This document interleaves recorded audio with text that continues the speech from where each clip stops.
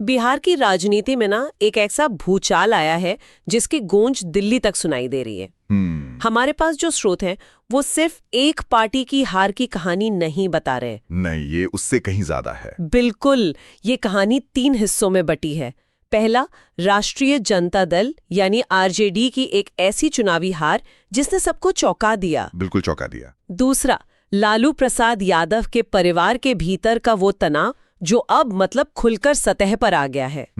और तीसरा और सबसे नाटकीय हिस्सा, लालू की बेटी रोहिणी आचार्य का वो इस्तीफा जिसने पार्टी के अंदर खलबली मचा दी है। हाँ। आज हम इन्हीं स्रोतों की मदद से इस पूरी राजनीतिक उथल-पुथल की परतें खोलेंगे, समझने की कोशिश करेंगे कि बिहार की राजनीति अब यहाँ से किस तरफ जाएगी। और इसमें जो सबसे दिलचस्प बात है वो ये कि ये संकट सिर्फ सीटों के हार जीत का नहीं है। सही। ये परिवार, सत्ता और विरासत की एक क्लासिक जंग है जो अब खुलकर खेली जा रही है। रोहिणी आचार्य का इस्तीफा तो बस एक चिंगारी है। असली आग तो शायद बहुत पहले से सुलग रही थी और इस चिंगारी ने बस उसे भड़का दिया है। अच्छा। अब सवाल ये है कि क्या ये आरजेडी के एक युग का अंत है और एक नए, शायद ज्यादा तूफानी दौर की शुरुआत? चलिए तो फिर शुरुआत उसी चिंगारी से करते हैं। रोहिणी आचार्य का सोशल मीडिया पर अचानक एक पोस्ट डालना। उन्होंने सिर्फ ये नहीं कहा कि वो राजनीति से दूर हो रही हैं, बल्कि ये भी लिखा कि वो परिवार से भी अलग हो रही हैं। जी। उन्होंने लिखा कि वो संगठन में हो रही गलतियों से बहुत दुखी हैं, लेकिन एक लाइन थी जिसने सबका ध्यान खींचा, जो वायरल हो गई। हाँ, वो भूचाल वाली बात। एग्जैक्टली। अगर मैं सच बोल दूं तो भूचाल आ जाएगा। ये अपने आप में एक बहुत बड़ी धमकी जैसा लगता है ना? ये धमकी से ज्यादा एक ऐलान है। देखिए, राजनीतिक परिवारों में मतभेद होना कोई नई बात नहीं है, ये हर जगह होता है। हाँ, ये तो है। लेकिन उसे सार्वजनिक मंच पर इस तरह के शब्दों के साथ लाना, ये दिखाता है कि बात हाथ से निकल चुकी थी। वो भूचाल वाली बात सिर्फ एक लाइन नहीं है, ये पार्टी के नेतृत्व यानी सीधे सीधे तेजस्वी यादव और उनकी टीम पर एक खुला सवाल है। अच्छा। ये एक संदेश है पार्टी के कार्यकर्ताओं और जनता को कि जो कुछ सतह पर दिख रहा है, असलियत उससे कहीं ज्यादा गंभीर है। ये एक तरह से पार्टी के अंदरूनी कलह का आधिकारिक ऐलान था। तो ये भूचाल वाली बात मतलब ये तो सिर्फ सतह पर आया उबाल था, असल में पानी तो काफी समय से खौल रहा था, है ना? बिल्कुल। हमारे स्रोत बताते हैं कि ये तनाव महीनों से पनप रहा था। रोहिणी और तेजस्वी के बीच कई मुद्दों पर सहमति नहीं बन पा रही थी। बिल्कुल। और इन मतभेदों की जड़ें वो काफी गहरी हैं। पहला और सबसे बड़ा मुद्दा था तेजस्वी के जो करीबी सलाहकार हैं, उनका बढ़ता दखल, है ना? एग्जैक्टली, उनका बढ़ता हुआ दखल। आरजेडी में एक पुरानी पीढ़ी के नेता हैं, आप जानते हैं, जो लालू जी के समय से पार्टी के साथ हैं। उन्हें अब ये लगने लगा कि पार्टी अब वो नहीं रही जिसे उन्होंने बनाया था। उन्हें महसूस हो रहा था कि तेजस्वी के इर्द गिर्द कुछ ऐसे लोग आ गए हैं जो जमीनी हकीकत से कटे हुए हैं और पार्टी को एक कॉर्पोरेट कंपनी की तरह चला रहे हैं। सही पकड़ा, यही शब्द इस्तेमाल हो रहा था। मतलब एक ओल्ड गार्ड बनाम न्यू गार्ड वाली लड़ाई। लेकिन क्या ये सिर्फ सलाहकारों की बात थी या फैसलों में भी दिख रहा था? अरे, फैसलों में ही तो असल असर दिख रहा था। सूत्रों के मुताबिक एक वाकया ऐसा हुआ जिसने पुराने नेताओं को सच में डरा दिया। क्या हुआ था? तेजस्वी की कोर टीम के एक सलाहकार ने कथित तौर पर एक ऐसे मौजूदा विधायक का टिकट कटवा दिया जो 2 दशक से पार्टी के वफादार सिपाही थे। अच्छा। और वो लालू जी के बेहद करीबी माने जाते थे। फिर टिकट किसे मिला? उस विधायक की जगह एक ऐसे उम्मीदवार को टिकट दिया गया जिसका पार्टी से कोई पुराना नाता नहीं था, लेकिन वो सलाहकार का करीबी था। ओहो। ये सिर्फ एक टिकट का कटना नहीं था, ये एक संदेश था कि अब वफादारी की कोई कीमत नहीं, अब चलेगी तो सिर्फ नई टीम की। इसी एक घटना ने पार्टी के भीतर अविश्वास का माहौल बना दिया। और रोहिणी जैसी नेता इसी बात से नाराज थी। बिल्कुल। और इसी में दूसरा बड़ा मुद्दा जुड़ गया, टिकटों का बंटवारा। ये तो हर चुनाव में होता है, लेकिन इस बार मामला इतना क्यों बिगड़ा? इस बार मामला इसलिए बिगड़ा क्योंकि फैसले लेने की प्रक्रिया वो बदल गई थी।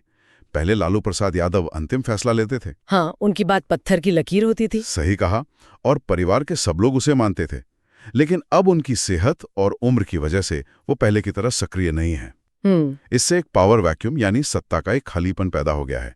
अब परिवार में ही अलग अलग पावर सेंटर बन गए हैं। मीसा भारती, तेज प्रताप, रोहिणी और तेजस्वी। जी, सबकी अपनी राजनीतिक महत्वाकांक्षाएं हैं, अपनी सोच है। तेजस्वी चाहते थे कि टिकट जीतने की क्षमता के आधार पर दिए जाएं, चाहे उम्मीदवार बाहर से ही क्यों न लाना पड़े। और रोहिणी का खेमा? जबकि रोहिणी और पुराने नेताओं का मानना था कि पार्टी के वफादार कार्यकर्ताओं को नजरअंदाज नहीं किया जा सकता। ये प्रोफेशनलिज्म बनाम लॉयल्टी की लड़ाई बन गई। और इन सब अंदरूनी लड़ाइयों का नतीजा हमें चुनावी मैदान में साफ साफ दिखा। आरजेडी को उम्मीद से कई बड़ी हार का सामना करना पड़ा। तेजस्वी ने बहुत आक्रामक कैंपेन किया, युवा जोश का नारा दिया, लेकिन नतीजे बिल्कुल उल्टे आए। तो क्या ये कहना सही होगा कि आरजेडी ये चुनाव अपने विरोधियों से नहीं बल्कि खुद से हारी? एक हद तक हाँ, लेकिन पूरी तरह नहीं। हमें जेडीयू बीजेपी के मजबूत गठबंधन को भी नजरअंदाज नहीं करना चाहिए। ये भी सही है। देखिए, आरजेडी के अंदरूनी कलह ने उन्हें कमजोर जरूर किया, पर सच तो यह है कि उनके सामने एक बहुत ही संगठित और साधन संपन्न विरोधी था। शायद अगर आरजेडी में सब कुछ ठीक भी होता तब भी ये लड़ाई बहुत मुश्किल होती। लेकिन हाँ, घर की लड़ाई ने उनकी हार को और भी बड़ा और आप कह सकती हैं शर्मनाक बना दिया। जनता ने ये सब देखा, और जनता का संदेश भी कुछ ऐसा ही था।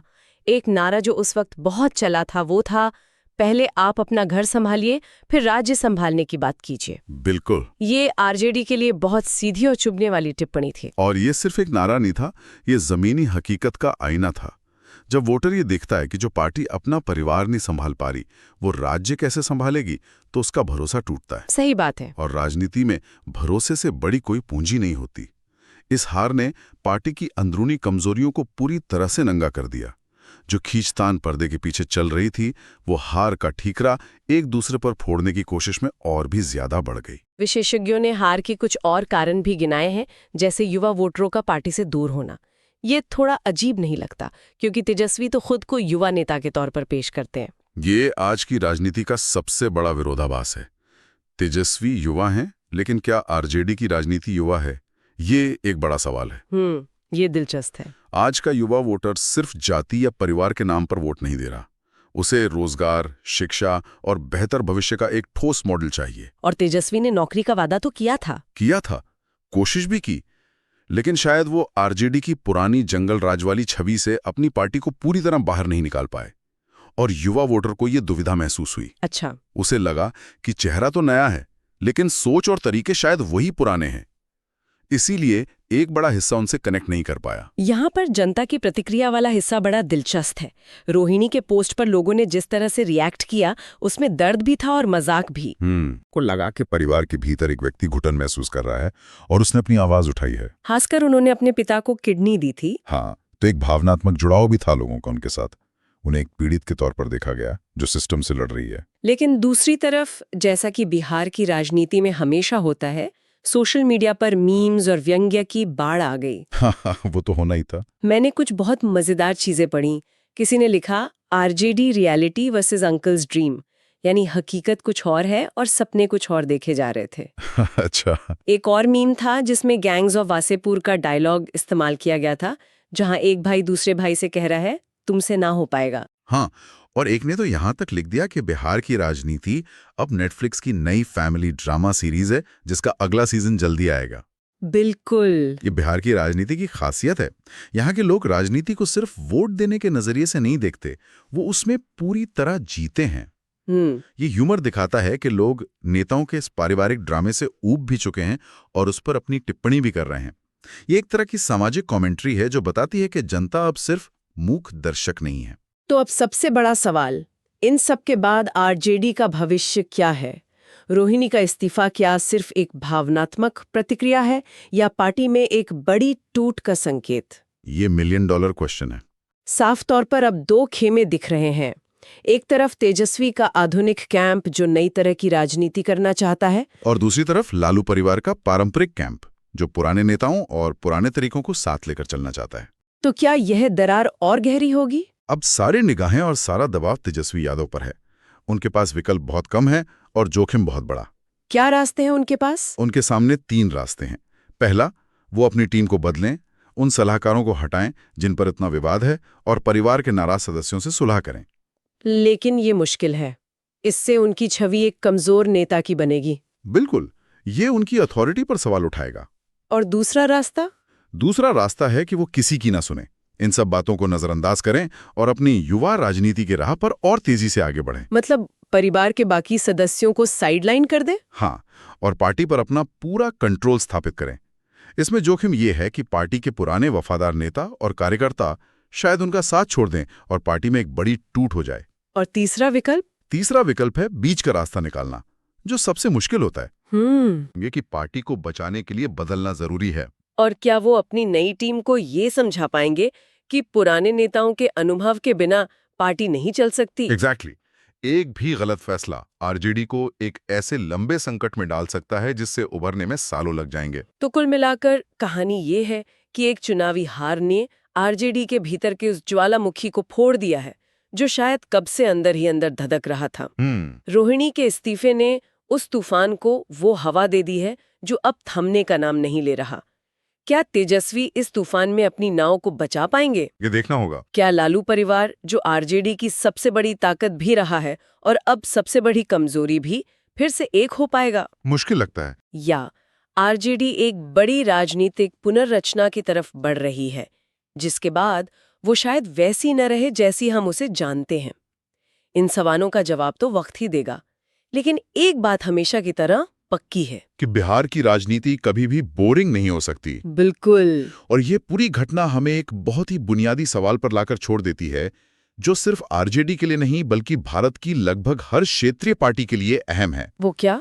जब किसी राजनीतिक दल की नींव ही परिवार पर टिकी हो, तो क्या पार्टी का आधुनिकीकरण परिवार को तोड़े बिना संभव है? बहुत गहरा सवाल है। क्या आप नई पीढ़ी को कमान सौंप सकते हैं बिना पुरानी पीढ़ी को नाराज किए? और अगर आधुनिकीकरण की इस प्रक्रिया में परिवार टूटता है, तो क्या वो पार्टी बच सकती है जिसकी पहचान ही उस परिवार से थी? ये एक ऐसा सवाल है जिसका जवाब शायद भारत की राजनीति का भविष्य तय करेगा। बिल्कुल।